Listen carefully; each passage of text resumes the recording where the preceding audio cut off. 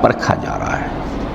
ایکم احسن عملا، اس کو بھی اقبال نے اسی نظم میں خوب بیان کیا ہے کہ قلزم ہستی سے تو ابھرا ہے مانند حباب، اس نیا خانے میں تیرا امتحان ہے زندگی.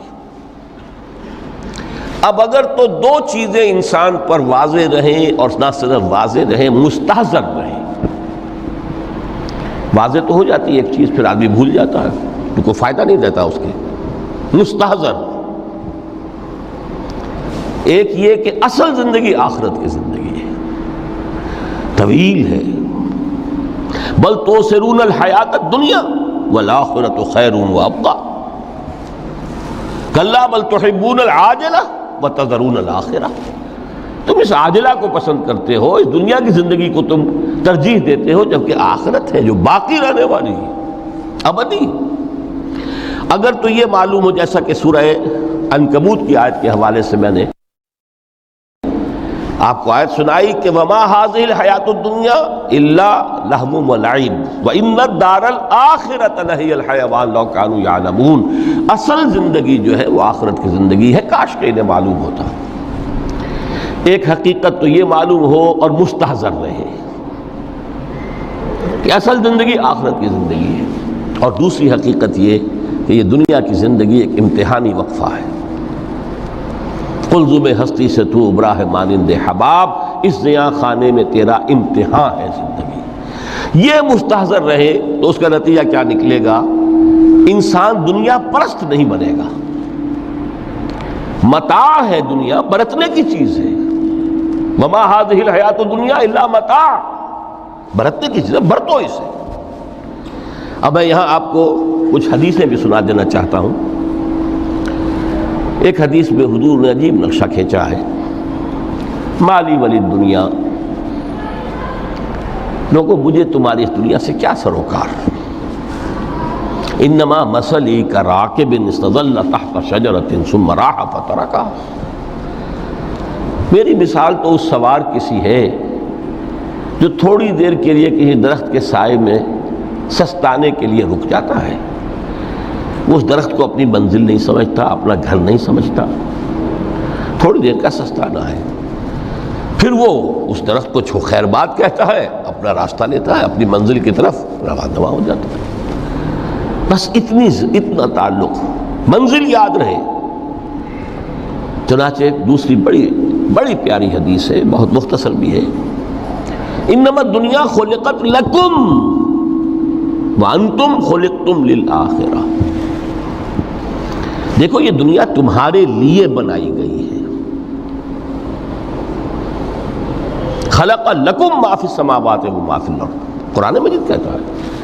اس لیے میں نے کہا تھا خلافت ہمیں دینی تھی تو سب کچھ ہمارے لیے بنایا گیا نا. یہ محفل سجائی گئی ہے ہمارے لیے، یہ سب ہمارے لیے بنایا گیا ہے. پورے عالم کو مسخر کیا گیا ہمارے لیے. سخر لکم، سورج بھی، چاند بھی، ہر چیز تمہارے لیے مسخر کی گئی ہے. انما الدنیا خلقت لکم وانتم خلقتم للآخرہ، لیکن تمہاری تخلیق ہوئی ہے، تمہیں بنایا گیا ہے، تمہیں پیدا کیا آخرت کے لیے. یہ منزل یاد رہے. میرا ٹھکانہ وہ ہے، میرا گھر وہ ہے، میری منزل وہ ہے. یہ راہ گزر ہے، یہ سفر ہے، یہ ایک وقفہ ہے، امتحانی وقفہ ہے. خلق الموت والحیات لیبلوکم ایکم احسن عملا. لیکن اب تیسری حدیث سنیے، اور یہ ہے وہ کہ جو اس دنیا کو، جو میں نے شروع میں کہا تھا، بڑی ٹھوس حقیقت ہے. یہ اللہ کی تخلیق ہے، سنجیدہ تخلیق ہے. ہم نے کوئی کھیل کود کے لیے تو نہیں بنایا ہے. ربنا ما خلقت ھذا باطلا.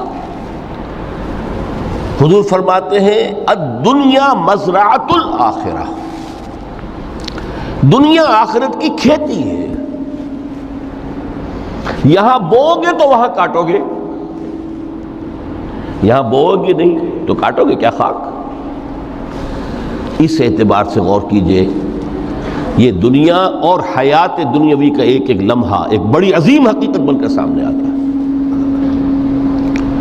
ہماری حیات دنیاوی کا ایک ایک لمحہ ابدی ہے پوٹینشلی. کیوں کہ اس میں جو کچھ ہم کما رہے ہیں اس کے نتائج ابدی زندگی پر پھیلے ہوئے ملیں گے. تو گویا کہ یہ جو ہے یہ گھڑی محشر کی ہے، طور سے محشر میں ہے، بیشتر غافل عمل کوئی اگر دفتر میں ہے، یہاں کا ایک ایک لمحہ تمہارے لیے بہت قیمتی ہے، یہاں بو محنت کرو، کاشت کرو تاکہ وہاں کاٹ سکو۔ الدنیا مزرعۃ الآخرہ۔ اب دیکھیے یہ جو انداز ہے قرآن کا، وَمَا الْحَيَاةُ الدُّنْيَا إِلَّا مَتَاعُ الْغُرُورِ، جو ہماری گفتگو کا آج عنوان ہے، اس کے دو نتیجے نکلتے ہیں عملاً۔ ایک نتیجہ جو صحیح ہے، جو قرآن نکالنا چاہتا ہے، جس کی طرف اسلام رہنمائی کرتا ہے۔ ایک ہے بالکل منفی نتیجہ جس کی اسلام نفی کرتا ہے۔ وہ منفی نتیجہ کیا ہے؟ دنیا دھوکے کی ٹٹی ہے، چھوڑو گھر گھرستی کو، دفع کرو، رب سے لو لگانی ہے۔ یہ شادی کر کے اور گھر گھرستی کا کھکیڑ مول لینا، کہاں ایک پیٹ کا پالنا، کہاں 10 پیٹ لگ جائے پیچھے، اسی میں آدمی جو ہے گم ہو کر رہ جاتا ہے۔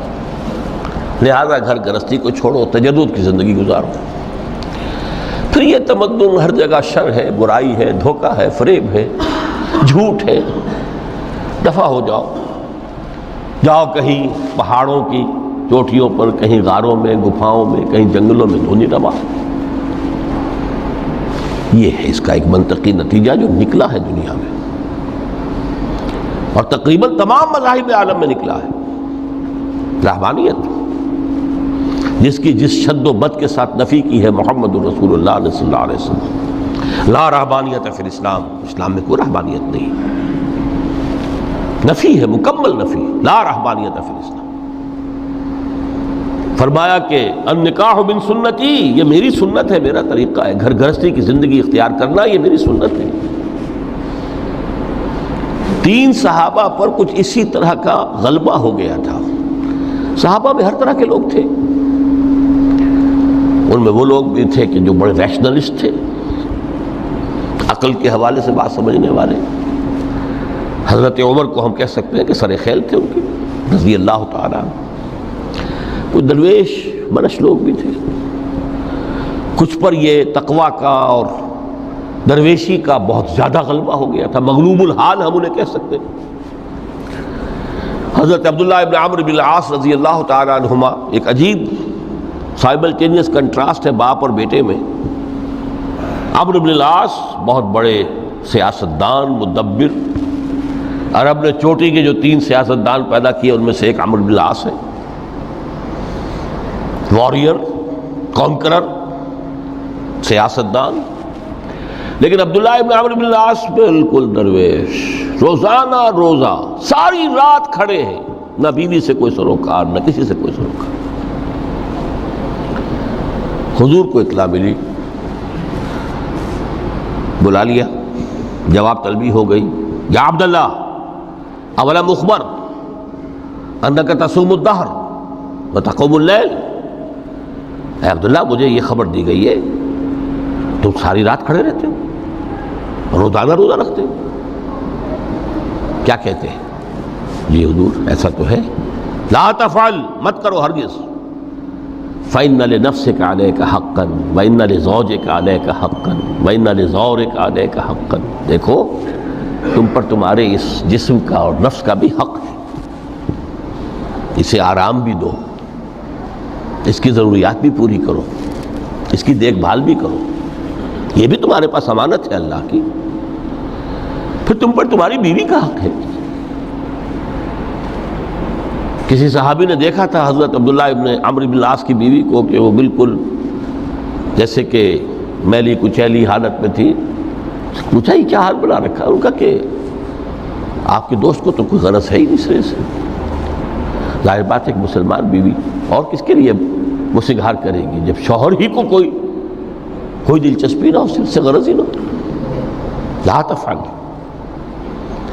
رات کو سو بھی، دیکھو مجھے میں رات کو سوتا بھی ہوں، نماز پڑھتا بھی ہوں، میں روزے رکھتا بھی ہوں، نازے بھی کرتا ہوں، دیکھو زیادہ سے زیادہ ہفتے میں 2 دن روزے رکھ لیا کرو کہ حضور مجھے اور تھوڑی سی اجازت، اچھا ایک دن ناغا ایک دن روزہ، صوم داؤد، اس سے آگے کی اجازت نہیں۔ اسی طرح 3 حضرات سراسراہتن آتا ہے حدیث میں، بخاری شریف کی روایت ہے، ان پر بھی کوئی ایسا ہی غلبہ ہوا رہبانیت کا، ترک دنیا کا۔ انہوں نے آ کے ازواج مطہرات سے معلوم کیا آپ کتنی رات نماز پڑھتے ہیں، کتنا دو سوتے ہیں، مہینے میں کتنے آپ روزے رکھتے ہیں نفلی۔ انہوں نے کوئی، وہاں تو کھلی کتاب تھی سیرت محمدی صلی اللہ علیہ وسلم، جو کچھ تھی حقیقت بیان کر۔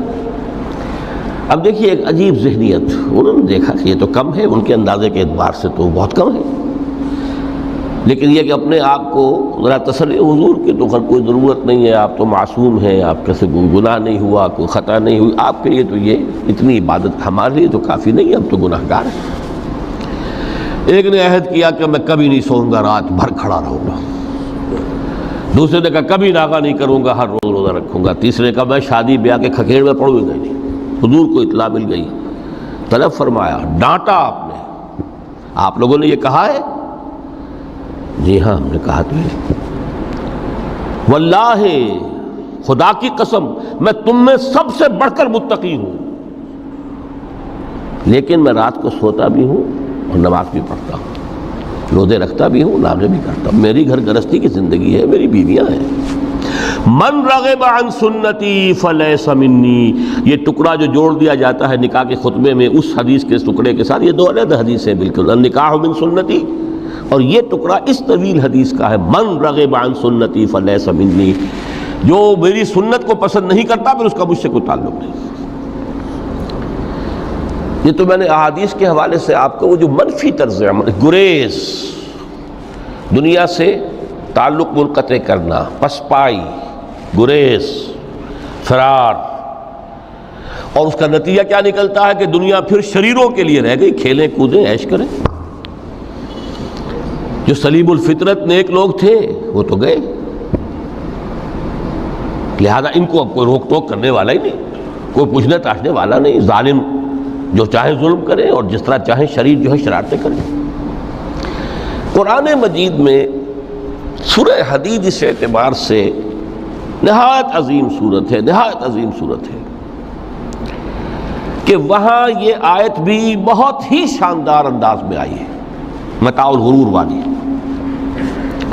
خاصی طویل آیت بن کر آئی ہے، اور جیسا کہ میں نے عرض کیا 4 جگہ تو حیات دنیاوی کو کہا گیا ہے صرف لہو و لعب یا لعب و لہو،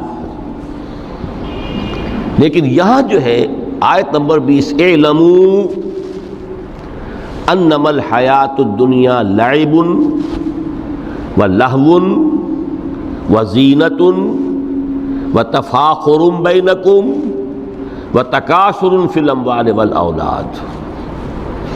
5 الفاظ کے حوالے سے اس حیات دنیاوی کے کچھ حقائق بیان کیے گئے، عام طور پر سرسری طور پر لوگ گزر گئے ہیں۔ محاورتاً جب بھی آتا ہے معاملہ لہو و لعب، لعب و لہو، وہ تو 4 جگہ ہے، یہاں 3 الفاظ مزید آئے ہیں، اور ترکیب کیا ہے؟ پہلے لعب ہے پھر لہو ہے۔ سورہ عنکبوت میں لہو و لعب یہ در حقیقت ایک طرح سے محاورے کی شکل اختیار کر گیا، تماشا اور کھیل، لیکن نہیں، یہاں ترتیب کچھ اور ہے۔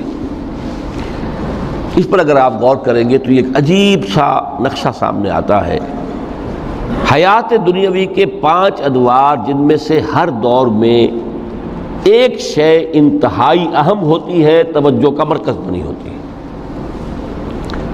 ابتدائی دور ہے، بالکل بچہ بھی ہے، کھیل، بس لعب، اس کے سوا اسے کوئی زندگی سے سروکار ہی نہیں، زندگی کے تلخ حقائق ابھی اسے معلوم نہیں، بھوک لگی تو رو پڑے، ماں نے دودھ پلانا ہے، کھلانا ہے، ان سے تو کچھ نہیں کرنا اس نے، وہ لعب، کھیل۔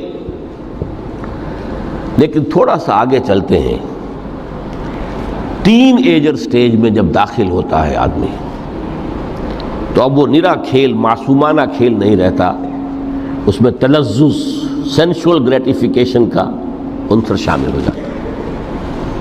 اب اس کا کہا لہو، اعلموا انما الحیات الدنیا لعب و لہو، ذرا آگے بڑھیے تو انسان پر سب سے زیادہ دھن سوار ہو جاتی ہے بناؤ سنگھار، میرا لباس فیشن کے مطابق ہو، کہیں ایسا نہ ہو مذاق اڑے۔ اپنے لباس کے بارے میں بہت کانشیس ہوگا، اپنے ہیئر کٹ کے بارے میں بہت کانشیس ہوگا، ہر چیز کے بارے میں بہت کانشیس۔ زینت، بناؤ سنگھار، آرائش، زیبائش۔ اس سے ذرا آگے گئے، تکاثر فی الاموال والاولاد، تفاخر بینکم۔ یہ سمجھیے کہ تقریباً 30 برس کی عمر جب انسان کی ہوتی ہے، اب فخر، تفاخر، یا دولت پر فخر ہوگا، یا نسب پر فخر ہوگا، یا اپنی کسی سیاسی حیثیت پر فخر ہوگا، اپنی چودراہٹ پر فخر ہوگا۔ تفاخر بینکم، جس میں جان میں چونکہ توانائی ہوتی ہے، قوت ہوتی ہے، لیکن اس کے بعد جب عمر ڈھلی بڑا ریئلسٹک ہو جاتا ہے انسان۔ پھر یہ جو چوتھی سٹیج تھی، اس میں تو یہ کہ مونچھ نیچی نہ ہو، چاہے سب کچھ میں اپنا خرچ کر دوں، داؤ پہ لگا دوں، لیکن مونچھ نیچی نہیں ہوگی۔ آخری سٹیج وہ ہوتی ہے کہ پھر ہوکا لگ جاتا ہے آدمی کو، تکاثر فی الاموال والاولاد، مال اور اولاد کی کثرت کثرت کثرت۔ اب یہ ہوتا ہے کہ مونچھ نیچی کیا، مونڈ بھی دی جائے تو کوئی حرج نہیں، مال آنا چاہیے۔ Very realistic. اور اسی حال میں انسان ہوتا ہے۔ آخری پارے کی صورت نے پھر اس میں ایڈ کر کے اس کے اوپر مہر لگا دی، الہاکم التکاثر حتی زرتم المقابر۔ یہ تکاثر جو ہے پیچھا نہیں چھوڑتا۔ اتنی دولت بھی ہے کہ آپ کی 10 نسلیں کھا سکے اطمینان سے بیٹھ کر، تب بھی صبر نہیں ہوتا۔ بڑے میاں کی ٹانگیں جو ہیں وہ قبر میں لٹکی ہوئی ہیں، لیکن تکاثر جو ہے، تکاثر مال، وہ پیچھا نہیں چھوڑتا۔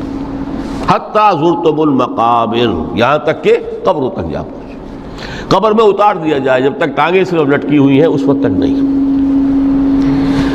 اس کے بعد تشبیہ دی ہے کہ یہ حیات دنیاوی کا جو ایک سائیکل ہے، اعلموا انما الحیات الدنیا لعب ولہو وزینۃ وتفاخر بینکم وتکاثر فی الاموال والاولاد۔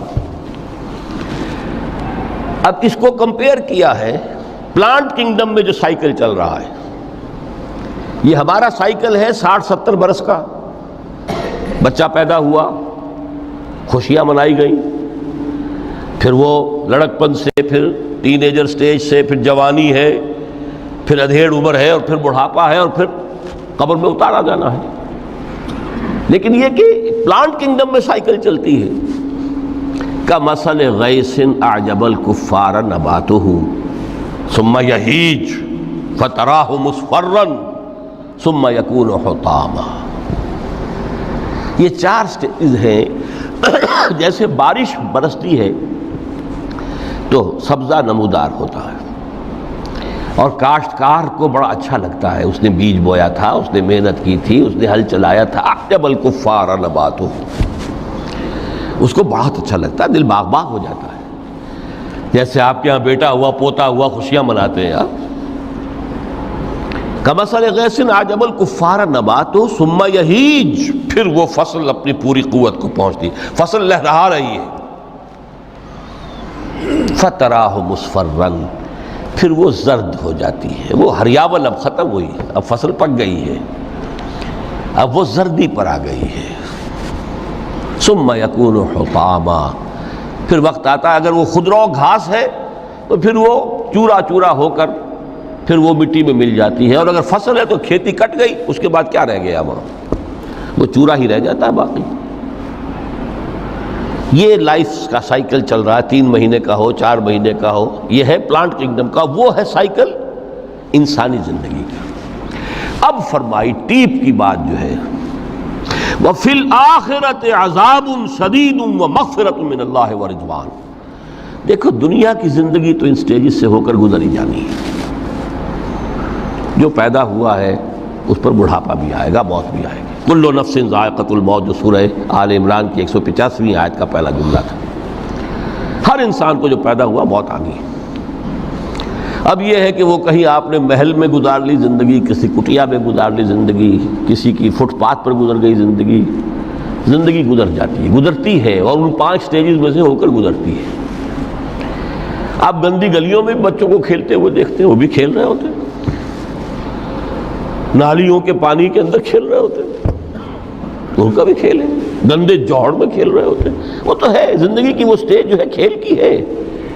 کسی کے پاس بڑے قیمتی کھلونے ہیں، ان سے کھیل رہا ہے، کوئی اس طرح گلی ڈنڈا کھیل رہا ہے یا کچھ اور کھیل رہا ہے، لیکن وہ 5 سٹیجز تو آئیں گی۔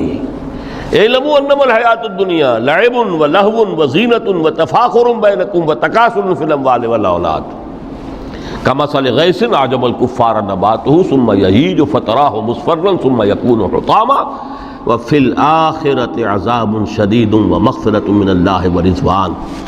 آخرت میں جا کر یہ بائیفرکیشن ہو جانی ہے، یا تو شدید عذاب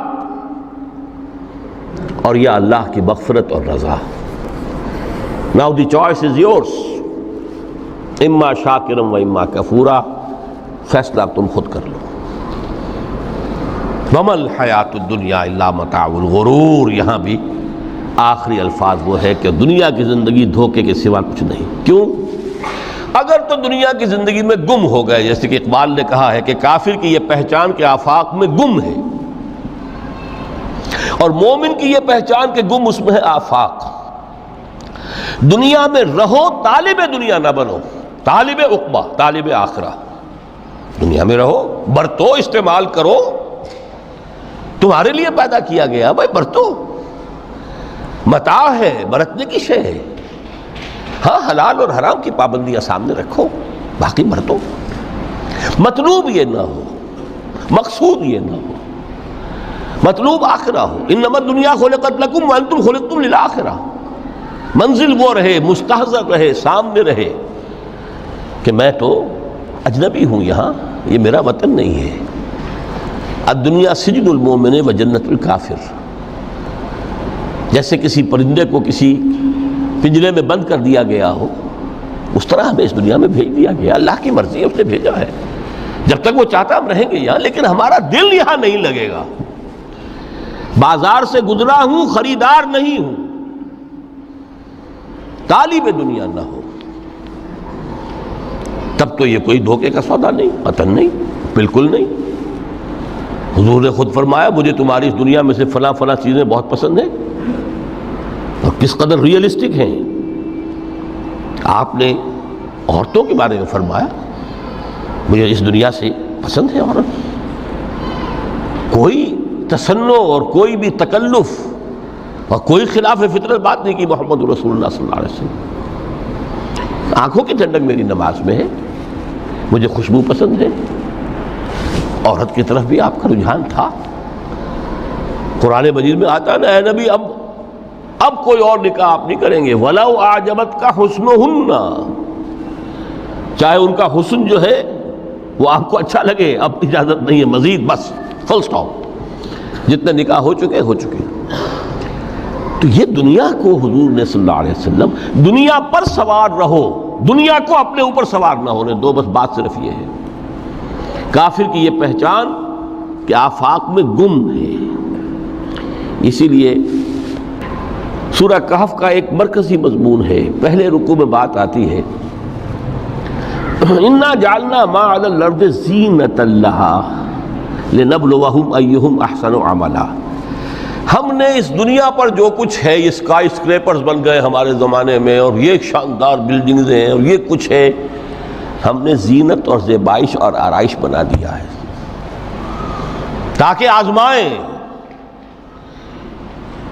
انہی کے حسن کے شکار ہو جاتے ہو اور ان کے پرستار بن کر رہ جاتے ہو۔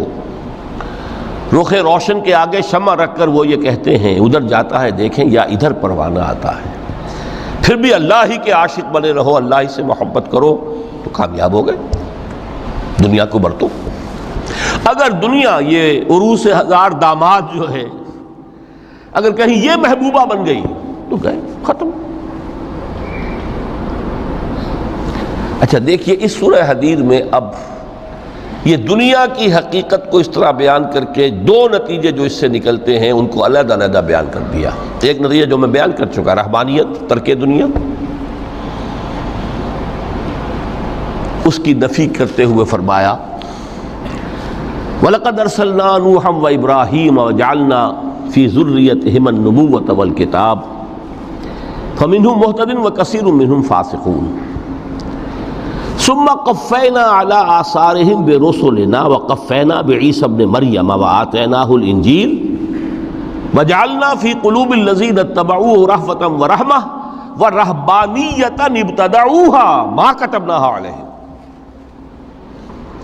اصل مضمون یہ تھا جس کے لیے تمہید اتنی لمبی باندھی، ہم نے نوح کو بھیجا، ابراہیم کو بھیجا، ان کی اولاد میں ہی نبوت اور کتاب رکھ دی، پھر ان کے نقش قدم پر ہم نے اٹھایا عیسیٰ ابن مریم کو، انہیں انجیل دی، اور جو لوگ ان پر ایمان لائے ان کے دلوں میں رحمت اور رافت کے جذبات پیدا کر دیے، انسانی ہمدردی۔ حضرت عیسیٰ کا جو اپنا مزاج تھا، ظاہر بات ہے کہ آپ کے حواریین اور آپ پر ایمان لانے والوں میں اسی کا ایک عکس پیدا ہونا تھا، لہذا وہ ایک خاص کیفیت، لیکن فرمایا ایک شے کو انہوں نے بدعت کے طور پر ایجاد کر لیا، وَرَهْبَانِيَّةً ابْتَدَعُوهَا مَا كَتَبْنَاهَا عَلَيْهِمْ، رہبانیت کی انہوں نے بدعت ایجاد کر لی، یہ انہوں نے کی ہے، ہم نے یہ ان پر فرض نہیں کی تھی۔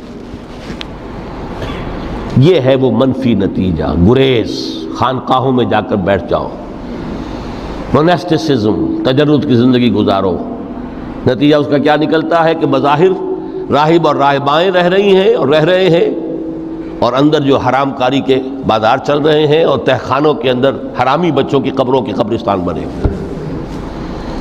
ہسٹری آف کرسچین موناسٹسزم پر کتابیں پڑھ لیجیے، خود انہوں نے اپنے سارے جو ہیں بخیے ادھیڑ کر خود رکھ دیے۔ یہ رہبانیت، یہ اسلام کا راستہ نہیں ہے۔ احادیث کے حوالے سے میں آپ کے سامنے پہلے بیان کر چکا ہوں، میں بعد میں تھوڑا سا عرض کروں گا کہ ہمارے ہاں بھی یہ رسم کیوں آئی اور کیسے آئی۔ الحمدللہ اس درجے میں نہیں آئی جس درجے میں کہ کرسچینٹی میں آئی ہے، الحمدللہ ثم الحمدللہ، لیکن کسی درجے میں اگر آئی ہے تو کیوں آئی ہے یہ میں بعد میں عرض کروں گا۔ لیکن اس کا مل حیات الدنیا الا متاع الغرور کا دوسرا نتیجہ کیا ہے؟ پہلا نتیجہ تھا گریز کا، پسپائی کا، فرار کا، معاشرے سے نکل بھاگنے کا، تاکہ معاشرے میں اشرار کھل کھیلیں، جو چاہیں کریں۔ ایک راستہ یہ ہے، ترک دنیا کے معنی ہیں ترک لذات دنیاوی، آسائشوں کو ترک کرنا، سختیاں جھیلنا، کس لیے؟ تاکہ دنیا سے ظلم کا خاتمہ ہو، باطل کا تختہ الٹ دیا جائے، ظلم کا استیصال۔ ظاہر بات ہے ظالم آسانی سے ظلم نہیں چھوڑے گا، ایکسپلائٹر واعظ و نصیحت سے اپنے ایکسپلائٹیشن سے باز نہیں آئے گا۔ شاذ ہوتے ہیں اس طبقے کے اندر بھی یقیناً کچھ سلیم الفطرت لوگ ہوتے ہیں، جیسے طبقہ اشرافیہ سے تھے حضرت ابو بکر رضی اللہ تعالیٰ عنہ، سلیم الفطرت انسان تھے، وہ کوئی غلاموں کے طبقے سے تو نہیں تھے، کوئی فقراء کے مساکین کے طبقے میں سے نہیں تھے، اونچے طبقے میں سے تھے، عشرہ مبشرہ اکثر و بیشتر اس طبقے سے تھے۔ لیکن بائی اینڈ لارج وہ جو طبقہ ہوتا ہے، یا تو وہ اپنے جبر اور استبداد کا تخت جو ہے جما کر بیٹھا ہوا لوگوں کی گردنوں کے اوپر، پولیٹیکل ریپریشن ہے، یا اکنامک ایکسپلائٹیشن ہے، استحصال، محنت لوگ کریں، کھائیں گے ہم، عیش ہم کریں گے، محنت کسان کریں جا کے کھیت میں، ہم لے آئیں گے اپنا حصہ اور عیش کریں گے۔ یا کوئی سوشل ڈسکریمنیشن ہے، یہ اونچا ہے یہ نیچا ہے، یہ تو پیدا ہی ہوا ہے شودر، یہ اس سے نکل ہی نہیں سکتا، اور یہ پیدا ہوا برہمن، یہ تو اونچا ہے۔ اس تینوں قسم کے ظلم، اس کا خاتمہ کرنا، اس کے لیے جد و جہد کی ضرورت ہے، جہاد کی ضرورت ہے، قتال کی ضرورت ہے، اور جہاد و قتال آپ نہیں کر سکتے جب تک کہ لذات دنیاوی سے کنارہ کشی نہ کریں، جب تک کہ اپنی بیلٹ کو ٹائٹ نہ کریں، جب تک کہ اپنی ضروریات زندگی کو کم نہ کریں، ضروریات زندگی کم کریں گے تو تفریغ الاوقات ہوگا، جو تبلیغی بھائیوں کی اصطلاح ہے بہت اہم، اپنے وقت کو فارغ کر سکیں گے۔ اس وقت کو فارغ کریں گے تو پھر وہ جد و جہد، وہ محنت، وہ جہاد، اس کے لیے آپ کے پاس وقت ہوگا، اس کو آپ لگا سکیں گے۔ پھر اس میں جب سخت سے سخت منزلیں آئیں گی تو اس میں میدان میں مقابلہ بھی ہوگا، جان کی بازی بھی کھیلنی پڑے گی، اس میں قید و بند کا وقت بھی آ سکتا ہے۔ 3 برس تک اگر محمد عربی صلی اللہ علیہ وسلم پورے خاندان بنی ہاشم کے ساتھ بدترین اسیری سمجھ لیجئے شیب بنی ہاشم میں جو رہیں، یہاں تو اسیروں کو آپ راشن تو دیتے ہیں، کھانا تو دیتے ہیں، وہاں تو اصل جو ہے وہ تو دونوں طرف سے گھاٹی کا منہ بند کر دیا گیا تھا، سیل تھی کہ کوئی شے جو ہے وہ جانے نہ پائے اندر۔ 3 برس، جس میں کہ وہ وقت بھی آیا ہے کہ سوکھے ہوئے چمڑے ابال کر اس کا پانی جو ہے بلکتے ہوئے بچے، پھول جیسے بچے بنی ہاشم، ان کے حلق میں ٹپکایا گیا ہے، اور کچھ نہیں۔ کچھ تھے لوگ، حکیم بن حزام جیسے رضی اللہ تعالیٰ عنہ، بعد میں ایمان بھی لے آئے۔ حضرت خدیجہ رضی اللہ تعالیٰ عنہ کے چونکہ وہ قریبی رشتہ دار تھے، وہ پہاڑ کو کراس کر کے چوٹی پر سے اتر کر کچھ کبھی کبھی کھانے پینے کی چیز پہنچا دیتے تھے۔ یہ سارے مراحل آئیں گے۔ یہ جو ہے یہ مثبت ہے۔ ترک دنیا وہ نہیں۔ ترک دنیا سے مراد دنیا کی لذتوں سے، دنیا کی آسائشوں سے، ان سے آدمی اپنے آپ کو پیچھے ہٹائے، ان کو چھوڑے، ان کو ترک کرے، تاکہ اپنا وقت، اپنا مال، اپنی صلاحیتیں صرف کر سکے کس کام کے لیے۔ اب اس کے لیے دیکھیے آیت نمبر 25 ہے یہ سورہ حدید کی۔ لقد ارسلنا رسلنا بالبینات، ہم نے اپنے رسولوں کو بھیجا واضح چیزوں کے ساتھ۔ بینہ وہ شے جو از خود ظاہر ہو۔ آفتاب آمد، دلیل آفتاب، جب سورج طلوع ہو گیا وہ خود اپنے وجود پر دلیل ہے، اس کے لیے کسی اور اضافی دلیل کی ضرورت نہیں ہے کہ سورج موجود ہے، وہ تو ہے، سب کو نظر آ رہا ہے۔ تو بینات سے مراد معجزے بھی ہیں، اور وہ تعلیم جو ہے بنیادی دین کی کہ جو فطرت انسانی کی جانی پہچانی ہوئی شے ہے، دونوں پر اس کا اطلاق ہو جائے گا۔ لقد ارسلنا رسلنا بالبینات وانزلنا معهم الکتاب والمیزان، اور ہم نے ان کے ساتھ کتاب اتاری، میزان اتاری۔ یہ سب کچھ کس لیے کیا؟ لیقوم الناس بالقسط، تاکہ لوگ عدل پر قائم ہوں۔ یہ ہے سول آبجیکٹو۔ یہ نہیں بس ہماری کتاب پڑھ لیا کرے، ختم قرآن ہو گیا، اللہ اللہ دعا مانگ لی، چھٹی۔ قائم کرو اس کو، وہ میزان عدل نصب کرو، ہر ایک کو وہی تل کر ملے جو اس کا حق ہے، اور ہر ایک سے وہ لیا جائے کہ جو اس کے ذمہ واجب ہے۔ اگر یہ نہیں تو بابا پھر سب کہانیاں ہیں، شریعت اور دین اور نماز اور روزہ اور حج، کوئی حیثیت ان کی نہیں۔ اچھی طرح سن لیجئے میری بات، قرآن مجید میں کہلوایا گیا حضور سے، قل یا اہل الکتاب لستم علی شیء حتی تقیموا التوراۃ والانجیل وما انزل الیکم من ربکم۔ اے نبی ان سے کہہ دیجئے، اے کتاب والو تمہاری کوئی حیثیت ہی نہیں، ہماری نگاہوں میں تمہارا کوئی مقام ہی نہیں، جب تک کہ تم قائم نہیں کرتے تورات کو اور انجیل کو اور جو کچھ کے نازل کیا گیا تمہاری طرف، تمہارے رب کی طرف سے۔ قائم کرو، پھر آؤ ہم سے بات کرو، ہم سے دعا کرو، ورنہ دفع ہو جاؤ۔ Nothing doing. They don't care for you. لستم علی شیء حتی تقیموا التوراۃ والانجیل وما انزل الیکم من ربکم۔ اب قانون خداوندی تو بدلتا نہیں ہے، نہ فرام پرسن ٹو پرسن، نہ فرام نیشن ٹو نیشن، نہ فرام امہ ٹو امہ، اٹل ہے۔ ولن تجد لسنت اللہ تبدیلا ولن تجد لسنت اللہ تحویلا۔ سنت اللہ تو ایک ہے۔ اب اس آیت کو ذرا پڑھیے، قل یا اہل القرآن لستم علی شیء حتی تقیموا القرآن وما انزل الیکم من ربکم۔ کہہ دو اے محمد کہ اے قرآن والو تمہاری کوئی حیثیت نہیں ہے ہمارے سامنے جب تک کہ تم قرآن کو قائم نہیں کرو۔ پڑھ لو اور اس کے قرات کے مقابلے منعقد کرا لو اور سونے کے تاروں سے اسے لکھ لو اور اس کو جو چاہو کر لو، کوئی حیثیت نہیں۔ قائم کرو اس قرآن کو، اس کے نظام کو، اس کے قانون کو، جو حضرت ابوبکر نے فرمایا تھا، پہلا خطبہ جو دیا ہے آپ نے بیعت خلافت کے بعد، تم میں ہر قوی میرے نزدیک ضعیف ہوگا جب تک کہ اس سے حق وصول نہ کر لوں، اور ہر ضعیف قوی ہوگا جب تک کہ اسے اس کا حق دلا نہ دوں۔ سورہ شورى میں حضور سے کہلوایا گیا، قل وَأُمِرْتُ لِأَعْدِلَ بَيْنَكُمْ، مجھے یہ حکم ہوا ہے کہ میں تمہارے مابین عدل قائم کروں۔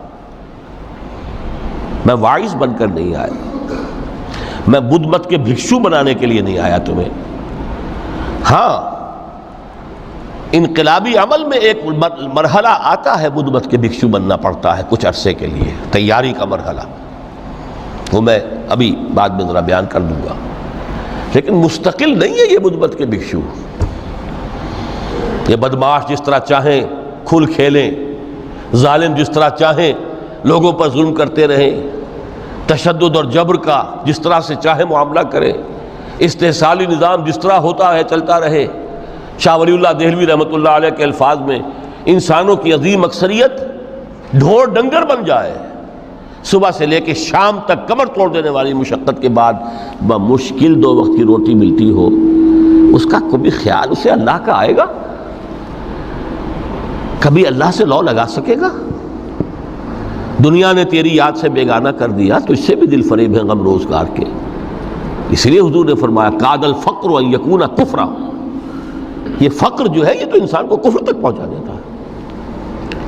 عدل قائم کرو۔ تو دیکھیے یہ آیت انتہائی گمبھیر آیت ہے قرآن مجید کی سورہ حدید کی، جس طرح وہ آیت متاع الغرور والی جس شان کے ساتھ سورہ حدید میں آئی ہے، اعلموا انما الحیات الدنیا لعب ولہو وزینۃ وتفاخر بینکم وتکاثر فی الاموال والاولاد کمثل غیث اعجب الکفار نباتہ ثم یہیج فتراہ مصفرا ثم یکون حطاما وفی الآخرۃ عذاب شدید ومغفرۃ من اللہ ورضوان وما الحیات الدنیا الا متاع الغرور۔ لیکن اس کا نتیجہ کیا نکلنا چاہیے؟ لقد ارسلنا رسلنا بالبینات وانزلنا معهم الکتاب والمیزان لیقوم الناس بالقسط۔ Now prepare for the shock۔ میرے نزدیک، میرے علم کی حد تک شاید دنیا کی کوئی انقلابی کتاب نہ ہو جس نے اس قدر عریاں طور پر کھل کر یہ کہا ہو کہ ظالموں کی سرکوبی کرو، کچلو ان کے سر۔ وانزلنا الحدید، ہم نے لوہا بھی اتارا ہے۔ ایک وقت آتا ہے ظلم نہیں ختم ہوتا جب تک کہ لوہے کی طاقت ہاتھ میں نہ آئے۔ انزلنا الحدید، ہم نے صرف کتاب ہی نہیں اتاری ہے، لوہا بھی اتارا ہے۔ فیہ باس شدید، اس میں جنگ کی صلاحیت ہے۔ ومنافع للناس، لوگوں کے لیے کچھ اور منفعتیں بھی ہیں، کوئی توا پرات چمٹا یہ بھی بنا لو، ٹھیک ہے، لیکن اصلاً یہ اسلحہ کے لیے۔ وانزلنا الحدید، اسی تو سورہ حدید کا نام حدید ہے۔ فیہ باس شدید ومنافع للناس ولیعلم اللہ من ینصرہ ورسلہ بالغیب، اللہ دیکھنا چاہتا ہے کون ہے اس کے وفادار بندے جو اس لوہے کی طاقت کو ہاتھ میں لے کر مدد کرتے ہیں اس کی اور اس کے رسولوں کی غیب میں ہونے کے باوجود۔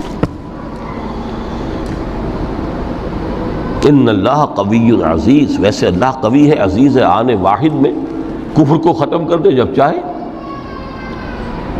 آنے واحد میں ظالموں کا ظلم جو ہے وہ ختم کر کے رکھ دے، وہ سب کچھ کر سکتا ہے۔ لیکن پھر تمہاری آزمائش کیسے ہوگی؟ کیسے معلوم ہوگا ہوز ہو، کس کا کیا مقام تھا، کس کے پاس کتنا یقین کا سرمایہ تھا، کس کے ایمان کی گہرائی اور گہرائی کا کیا عالم تھا، کس نے ہمارے دین کے لیے کیسی کیسی قربانیاں جھیلی ہیں۔